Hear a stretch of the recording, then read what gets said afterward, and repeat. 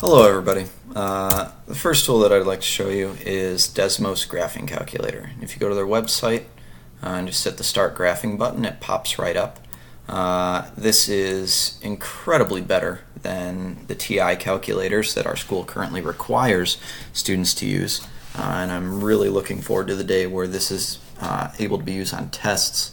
Right now it's not because it's browser based, so anything browser based it'd be easy for the student to cheat, because you have a browser at their disposal.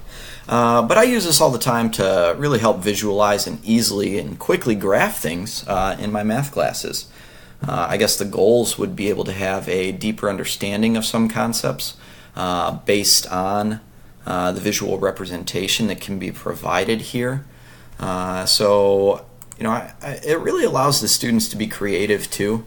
I know that there was a time where when we learned how to graph circles, I told the students to make whatever design they wanted, and they would go through and start graphing circles with various transformations, and then they would make a design however they wanted. I had a lot of kids that started doing this, and they made the Olympics logo.